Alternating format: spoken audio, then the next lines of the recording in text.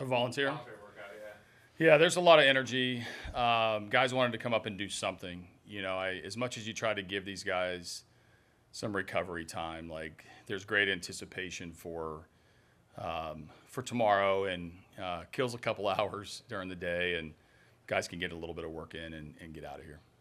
I assume you guys are still going through roster decisions. Yeah. Do you have anyone else extra here other than Anthony and you? No, that's the group. The group that was in Boston plus those two, are here, and obviously we've got to pare it down to 26 by tomorrow. I think it's around a 10 o'clock deadline. So there's always the debate. There's always the hard decisions at the end, and most likely they're pitching decisions. I'm expecting us to carry all the position players who were in Boston to end the year. I would expect to be active, and then decide how many pitchers we're going to use and how to configure it in order. For Colt, is there any chance that we see him in this series? Oh, yeah, Colt's here too. Colt's going to be here. He's not going to be active. He's going to come and continue his rehab. He's not here yet. He's flying over after he does his rehab today in Detroit. But he'll join us, so you'll see him tomorrow. But he's not going to be on the active roster. Is there optimism that at some point in the near future, if you guys advance, that he could be in play for We you hope guys? so. I mean, we don't know because there's a lot of time between now and then. But one of the reasons that we're going to bring him here is to be a part of this group and get his work in and start to increase the volume and intensity of his work. And then we have to make a judgment call. Let's just hope we have that judgment call to make, which is because we won the series. So we want him around this team and ready to go. Do you have anything set in stone for pitching beyond Skubal? Tarik definitely set in stone. So, we're going to talk about it again today. I'm about to go to a meeting after this and go over both the last minute roster decisions and game 2 and potential game 3. So, obviously Jack and Casey are the two most likely candidates, and both have strengths that could help us. We're going to kind of go over every scenario. So the good thing about the playoffs and the wild card round and how fast it gets here is that we certainly know Cleveland. They know us. We obviously have had all of our pitchers pitch against these guys in the last 10 days, 12 days. So we'll sort it out and hopefully have something for you tomorrow. Is there a conventional wisdom on whether greater familiarity helps more the pitching side or the hitting side of the equation? I don't know. I think in my time in the game, I feel like it's all relative to who dominates, right? When a pitcher gets hit, we often shift it towards that it was advantage hitter, and when the pitcher dominates, it's advantage pitcher because he can make adjustments faster. But I don't think it really matters when you get into this setting. It is kind of weird to think that we've played these guys so many times in the last couple weeks, and then we start the playoffs with them. I think when it doesn't necessarily make Gavin Williams easier to hit or Tarik Skubal. It doesn't present any more challenges for him than what's already there. So, kind of it's in the eye of the beholder a little bit on what it means to play a team that these guys have faced. What is it about their style of play that makes them such a difficult matchup? Cleveland is they're super talented, and they are relentless with their approach. I mean, you can talk about on the pitching side, their approach is to pound the strike zone and continue to throw quality arms at you. Their starters have been going deep, which will be a question going into this series is how quickly can we put pressure on them to make decisions. And what you get rewarded for by that is going into an elite bullpen. So they're difficult matchup wise from a pitching standpoint. On the offensive side, Cleveland has really, despite me always talking about Jose Ramirez when we play them, their length of their lineup of where they put the ball in play and put pressure on you, it can do a lot of different things. They usually get the platoon advantage. They are relentless with coming at you with small ball. They obviously, it feels like every time that a big spot comes up, they get to insert Jose Ramirez into that spot no matter where we are in the order, because he seems to come up with guys on base all the time. So whether it's Quan getting on base for him or Martinez has floated in there, Schneemann has floated in there, they present challenges for us because of the ball in play. Where did your relationship with Stephen Vogt start, and coach perspective from this? Yeah, so I got to know Stephen at the All-Star game in 2015. He was a active player. I was a invited coach, and I got a chance to spend a little bit of time with him. And over the years, you develop these baseball friendships, and from the other side, right? There's always the bro hug. There's always the common respect among catchers and ex-catchers. There's always this time to you seem to know people, even though if you haven't spent a ton of time with them. At the All-Star game, I got behind the scenes a little bit and got to talk to him and learn how his mind works. And at that point, you don't want to tell him, hey, you should retire because he's an all-star. But I started, kind of hitting on him about getting into coaching and if he ever wanted anything to let me know. So when he came off the field, which was a remarkable career, but also a remarkable exit, with the whole kids thing and his family and things that are so important to him, I put the full court press on him to potentially come to work. And so got to recruit him a little bit and got close until hometown team in Seattle took him and put him in the bullpen. So I've always had a great respect for him and how his mind works. And now we're seeing it play out, fully at the highest level as one of the better managers and tougher managers to manage against because he's willing to do anything.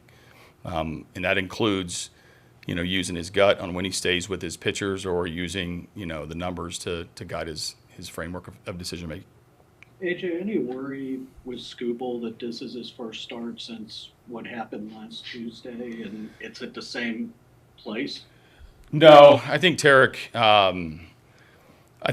an incredible job of switching to being a human that night. He went and visited him in the hospital and was able to connect with them and get some peace that he was going to be okay. And then he's gone about his normal work. So no, I don't think Tarik will be impacted by much of anything other than the adrenaline he needs to control going into game one of a playoff series, which is something he's done before. We were in this exact position last year, and he went in and had an incredible game, using that energy and that adrenaline. When it comes to Cleveland and the incident last week with Fry, I think Tarik has come to peace with that. It was an unfortunate incident, and David's going to be okay. That probably did not surprise you that he was concerned enough to go visit No, Fry in the hospital. not at all. So take us, you know him better than we do in Cleveland. Just what is he like as a person? Well, one of the what you see on the field is what you see off the field. Like he is a super respectful, highly motivated, like driven athlete to be good, and that's how he runs his family too. Like he's a great father, he's a great husband, he's super consistent with how he goes about his business. He's very methodical, he's prepared. Like everything about him is sort of one and the same. Now you see an intense competitor when you get him on the field. And when his kids get older, I bet he's going to try to beat him at board games. Like that's kind of what he's about. So I think for him, being able, as he's matured in the game and where his status has grown, he's done an incredible job of being able to bring that human in him out on the field. You see the interaction with players, you see the banter, you see, strutting off the mound and inciting the crowd. Like there's a lot of that has grown over the years because of how comfortable he is as a person first, and then pitcher next, and he's got hardware to back it up. So he's a tough guy to compete against. He's an easy guy to compete with. AJ, you mentioned that competitive fire on the field. I've also noticed Skubal, in between innings, he's actually seems to be rather loose. You see him talking to Feder often and almost laughing in between innings. Obviously, when you're having that success, you have that confidence. But Right. Have you noticed that too? And at what point during his career did that become clear that confidence? That he's normal, that he can be a normal person in the middle of the competition. It's grown. I think, and when you're young and you're trying to figure it out, I think people see Tarik right now and they think that he has been this way his whole career, and this has been a work in progress. He has evolved as a strike thrower. He's evolved in his repertoire. He has tweaked his stuff. He has grown physically, and so he has developed at this level with a ton of attention on him through some pretty lean years in Detroit. He had to navigate injury. He had to navigate losing. He had to do a lot to get to this point, and he's learned something every step along the way. So I think experience does help you become more and more comfortable in those moments, whether it's reviewing a good inning, a bad inning, whether it's handling success, handling failure.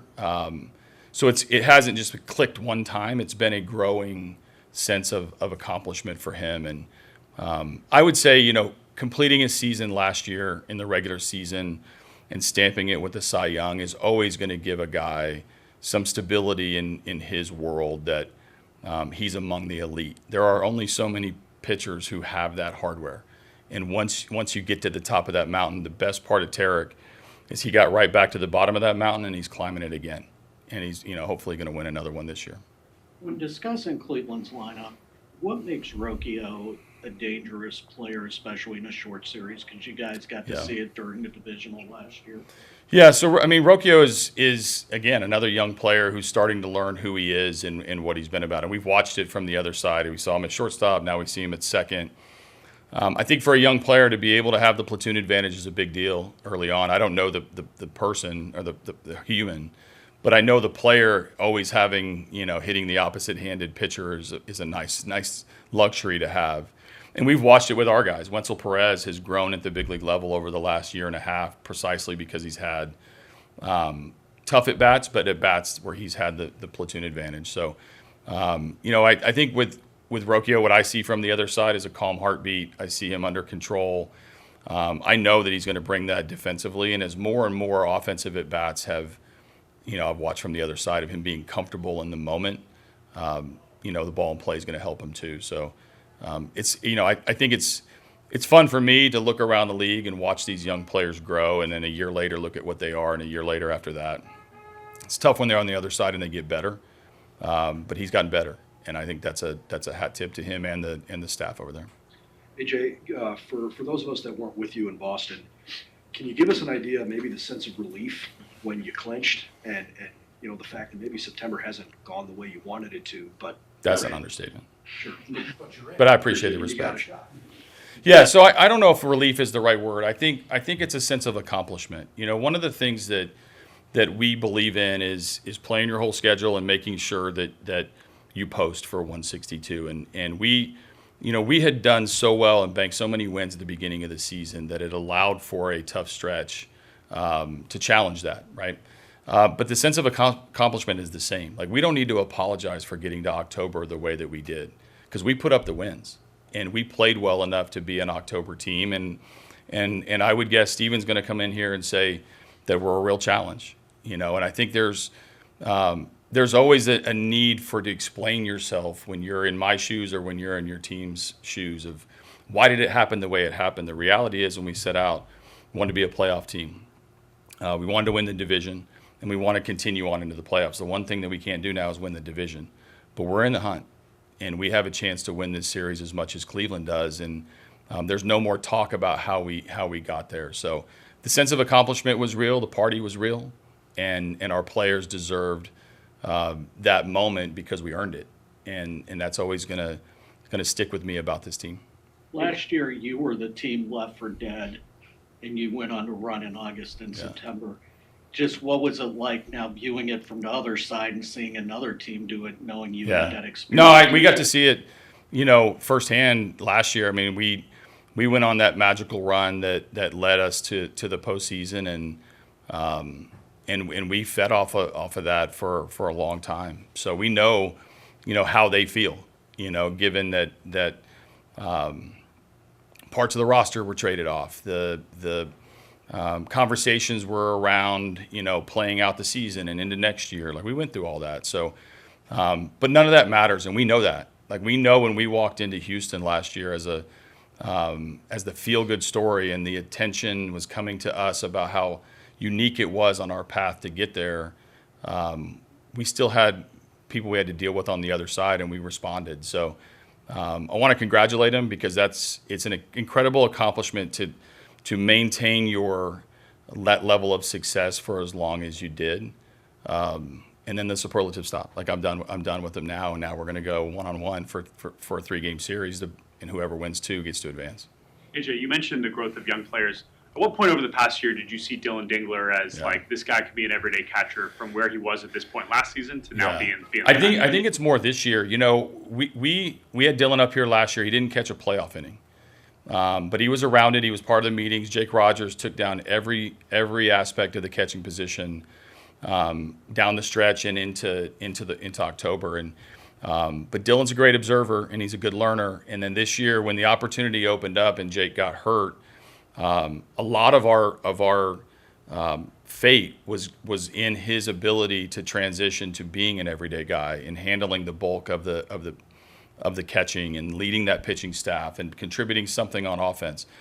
But one thing, and I've shared with our local beat before, is that he's always made the adjustment. At every level, he's been better the second time that he's come back after initial experience. And so it shouldn't surprise us, although it usually does when a player gets that much better. But his balance, his preparation, his demeanor, like everything screams everyday catcher and someone you can rely on every single day. And we have. I mean, yesterday was his first day off in a while, and it's getting him ready for this, this next step, which can be a long time if we play well. This will be your 10th start here at this stadium more than any other place other than America. In my career? Yeah. Oh, wow. Regular season and playoffs. Just what do you like about pitching here? What do you not like about pitching here? What kind of, when you think of this pitching in this park, what comes to mind for you? I enjoy pitching here. I mean, the environment's great. You talk about postseason baseball and the noise and kind of the chaos and the rowdiness. I think this place kind of embodies all of that. So I enjoy playing here. 3 starts in a row against these guys. I guess kind of what are your expectations for that? It's pretty unique. I don't care. I'm just trying to win a ball game. That's really the only expectation I have is trying to win tomorrow. Are you able to look back on the last 2 and draw anything from those, or do you kind of treat it as it is a brand new game? Yeah, sure. I mean, you get a feel for hitters and what they're trying to hit. But I mean, I've said this all year. It just comes down to executing pitches. It really does. You can have a great scouting report and a great plan. If you don't execute, the plan doesn't matter. You know what I mean? So, we'll have a great plan and great game plan, but at the end of the day, when I'm out there, it's about competing and about executing pitches, and that's all that matters. Tarik, a lot of people in Cleveland really admire the fact that you went to visit David Fry in the hospital. So can you just reflect on that visit? Yeah.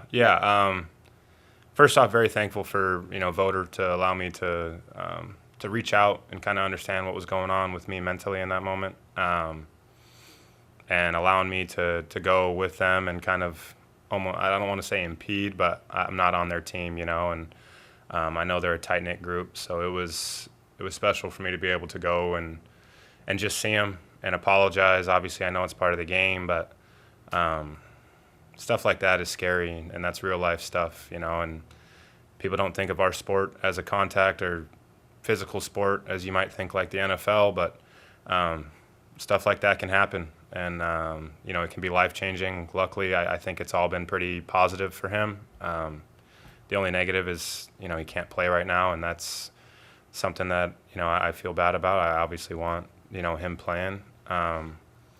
But, yeah, I think that's just what you're supposed to do in that situation. It felt like that's what I should do, and I'm very thankful I was able to do that and see he's doing all right. And I saw a video of him on the field yesterday with the guys, and that made me feel a lot better, too. Is it an advantage or detriment that the first start since that will be here against the team, and that you don't have an off season that kind of will first start back here? Or I'm not quite sure I understand the question. From that moment? Yeah, you're making a start here a week later instead of maybe next season coming back here and it being the first start 9 months later, being back in the same spot. That kind of puts me in a bad spot no matter how do I answer that. Yeah, I don't really know how to answer that question. I'm sorry. What do you talk about in the truck with Vogt when everything is going, like, is it an awkward truck ride over to the hospital, or what are you talking about? No, I mean, first off, he's awesome. I got a ton of respect for him across the way. I like the way he manages the game. I like the way it feels like he doesn't take anything too serious. When their catchers don't catch the ball, he gives them the no catch sign. I've watched it for the last 2 years, and it's awesome. It doesn't matter what the situation. They could be down 10, and he still does it, and I'm like, that's pretty cool. But just kind of talked through the whole situation, and he's like, you shouldn't feel bad at all. I mean, you can't help but feel a little, responsible for the situation. He's like, I feel just as bad because I'm the one who put on the sign, and kind of we talked through that way too. And and then we just kind of talked baseball, life, his kids, his family, kind of what's going on there. My kids, my family, just checking in on kind of the human element of the game that I think goes overlooked a lot of the time when you're out there competing. So he's a really, really good dude. We've had some pretty special conversations, even after the last playoffs. Like Game 2, I saw him when I was walking to the bus, and he said some really, really cool things that you don't expect to be said to, especially after your team loses in a game like that and we're going home to our home field. So, I got a lot of respect for him. It seems highly unusual to have that sort of relationship or respect with an opposing manager you've never played for before. Am I making too much of that, or is this like just a really unique situation all the way around? I feel like I know him. We see him so much. I feel like I know him. I've never played for him, but I feel like I know him. I mean, word gets around throughout the league about everybody, and I think it's pretty unanimous that everyone's got a lot of respect for him, and that's why this team, consistently wins. Do you compare the general vibe around the team right now compared to a year from now at the same time going into the playoffs? Just by the way in which you got there, does it feel any different, or is the same vibe there that wasn't there a year ago?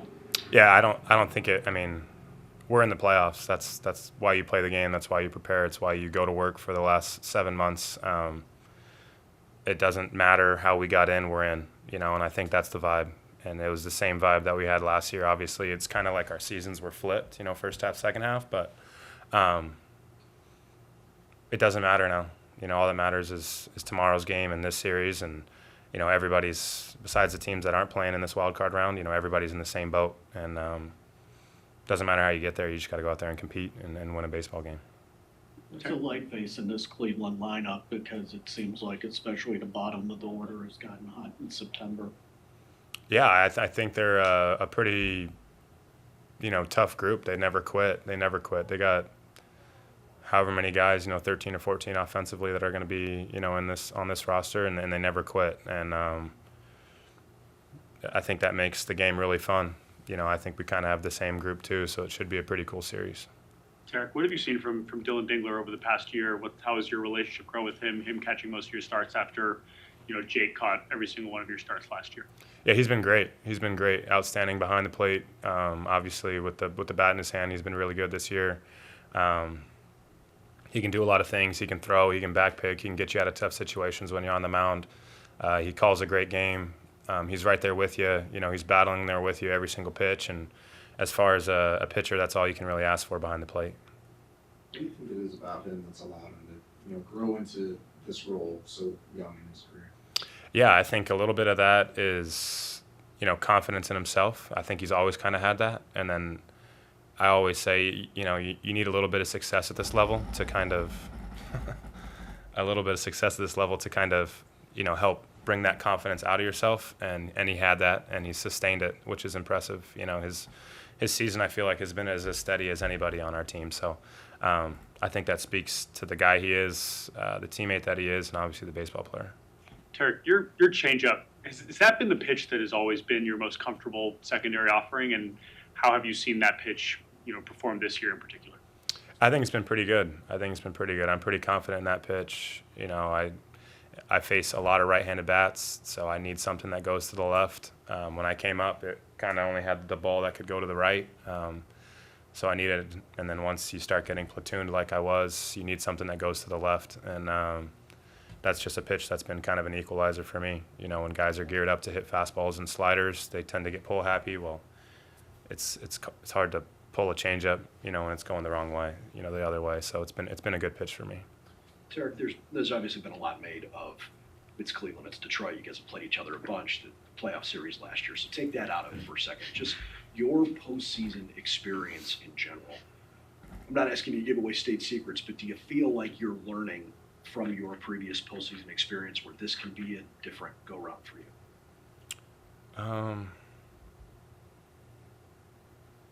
Yeah, I think every opportunity. I don't care if it's regular season or postseason. I think every start is an opportunity to learn. Good or bad, work on it and get better. And that's the same. The game is still the same game in the postseason. You still got to throw strikes. You still got to get ahead of guys, and you got to get to leverage and put guys away. The game stays the same. There's a ton to learn. Obviously, the atmospheres are a little bit different, but this is why you play. Is for these moments. This is really why you play. You prepare, and the regular season is fun, and there's Friday night crowds, but these crowds are different, and this is why you play the game. This is why you work hard, or this is why I work hard, is to go out there and be in these situations to even be able to be in the postseason. I think last year something that resonated with me a ton was, AJ was like, once you make one, you never want to miss another one, and that's something that I'm like, yeah, that's very true. I've never experienced postseason baseball before last year, and I don't ever want to miss it again. What did you guys see out of AJ over the past month when the losses started piling up and the noise around it got a little bit louder? Yeah, I think, the noise gets loud outside. The noise isn't very loud inside. I think we were the same group, obviously, just weren't winning games. And I haven't really thought about why or anything like that. I'm trying to prepare for tomorrow's game in this series, but yeah, we just weren't winning, and I don't really know what to put the finger on that or what to blame or whatever, but nor should anyone get blamed, to be honest. But yeah, we just weren't winning. So it's part of the game. I think been the same guy always, and that's something I've always respected, about him. It doesn't matter the situation. He's always the same guy. Building off of that, how hard is it to actually ignore outside noise? We live in a world where people are constantly on social media, and everybody's got an opinion. How hard is it to just block all that out? Yeah, I think with social media, everyone, first off, everyone's entitled to their own opinion, whatever those are. Yeah, I guess social media is a blessing and a curse. You see a lot of things, but you also get to connect with a lot of people that you probably wouldn't be able to through those, ways. But at the end of the day, I don't really care what anyone else says. I care about what my teammates say. I care about what my coaching staff say. I care about what my trainers say, and that's all that really matters. Everyone that wears the Old English D, that's the opinions that I value. I don't really value any other opinion about what anyone wants to write about. Tarik, you mentioned Vogt doing a good job kind of balancing the competitive edge and also not taking it too seriously. It seems like you do that during your starts in between innings with Chris Fetter. It seems like you're pretty loose. Has that always been the case for you? Is that something you've really, so can you talk about at what point you kind of felt comfortable joking after an inning, whether it went well or not well? Yeah, I think early in my career, I took everything way too seriously, and I was the headphone on guy and didn't talk to anyone on my start day because I thought that's what you were supposed to do. And not that that's wrong. I think everyone's kind of, everyone's unique, especially starters. But it just wasn't me. It wasn't me. And when I got hurt in 22, I didn't really know if I was enjoying the game as much as I should be. I'm living my dream, right? And I'm not enjoying it as much as I should be. So, I don't want people to think that I'm not locked in or I'm not out there competing, because I very much am. I'm a very high competitor. I've always been that way. I think the way I was raised with my family, I've always been that way. And I just probably wasn't enjoying the game as much as I should. And that's kind of what switched when I came back. And it kind of takes big life moments, as surgeries, which are unfortunate, but you can learn a lot from them and learn about yourself. And I just learned that I need to enjoy the game of baseball and just go play and be who I am and go out there and compete. But, this game is beautiful, so you need to enjoy it, whether it's going your way or whether it's not. Despite that, AJ said when your kids get older, you'll still beat them. He just told me that, which is true. Which is true, yeah. I don't...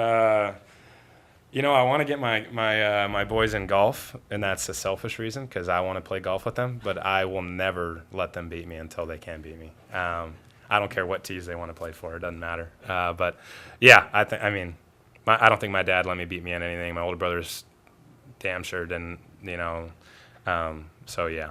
I agree with him. I don't know if that means I'm a bad dad or not, but whatever.